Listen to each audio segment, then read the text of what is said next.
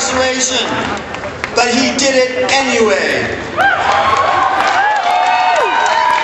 Truth was more important than the risk.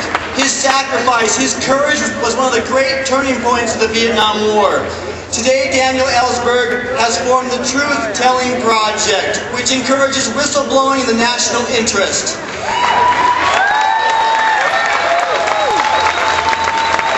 He urges current and recently retired government officials to reveal the truth to Congress and to the public about governmental wrongdoing, lies, and cover-ups.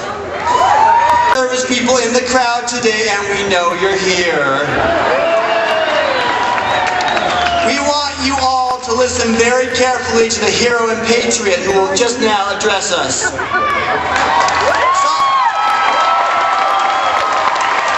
Salt Lake City, it is my honor and my privilege to welcome to the stage Daniel Ellsberg.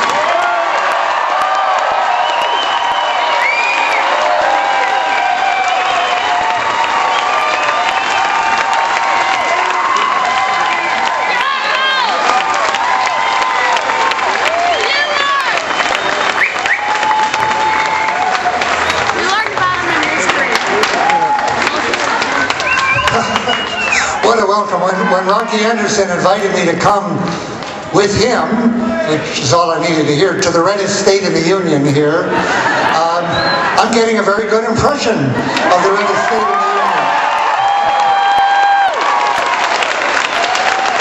Looking kind of purple at the moment, if not a blue enclave.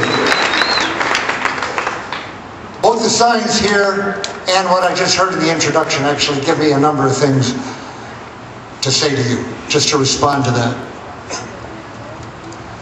Looking at the flags here,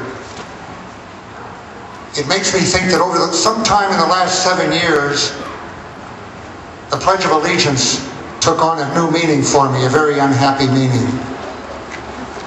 It seems to me, sadly, that I would have to say now, I pledge allegiance to the flag of the United States of America and to the republic for which it stood.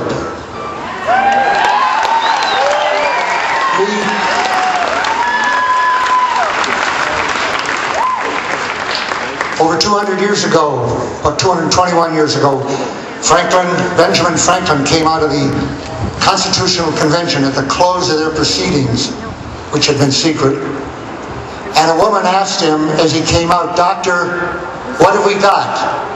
A republic or a monarchy?" And he said, "A republic if you can keep it."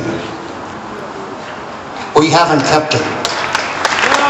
Sometime, it'd be hard to say exactly when we lost it in a succession of events over the last 7 years. But we don't have the republic that Benjamin Franklin and his colleagues designed 221 years ago. A constitutional republic, a democratic republic, except maybe, and this will sound rhetorical, but it really isn't, in the sense of the German Democratic Republic, otherwise known as East Germany. There are people's republics, there are so-called democratic republics, but the kind of republic that our framers, our founders had in mind doesn't exist at this moment. And the question I'm going to put to you is, can we get it back? And what do we have to do? What is calling on us to get it back? Let me be very specific.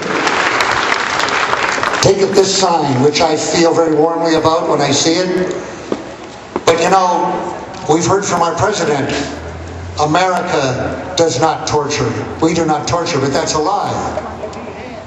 How about the subverts American values?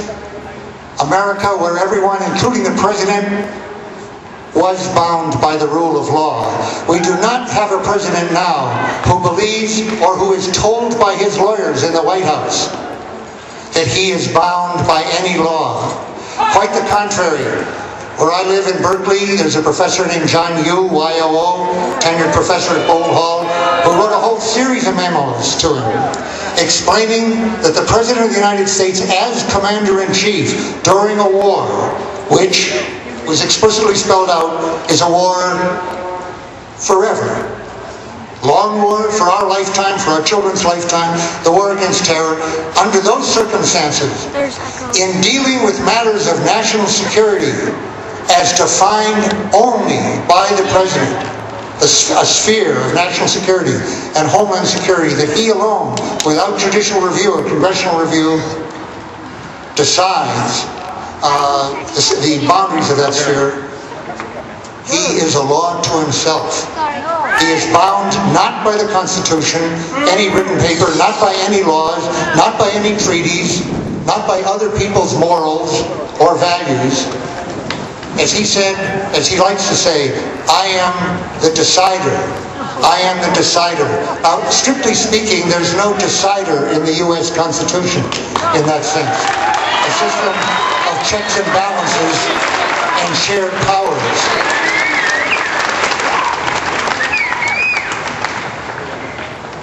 The framers of that Constitution did not have in mind, and I've been studying it more lately than I ever have before, did not have in mind just a war of independence from George III.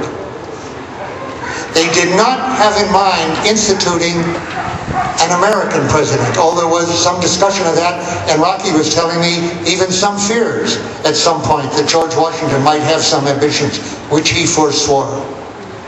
They did not want that. They did not want only a president with the powers of an absolute monarch who, however, was elected and perhaps for a limited term. They did not want any one man to have those powers, which George III did have, of starting a war on his own decision that it was right for his country, in the best interest, without any review. They did not want that. They put that power, Article 1, Section 8, solely in the hands of Congress, which has, over the last 60 years, successfully and shamefully delegated it to president after president, not only in the Tonkin Gulf resolution and the Afghan war, the authorization for the use of military force, but again, shamefully a year later in Iraq. Simply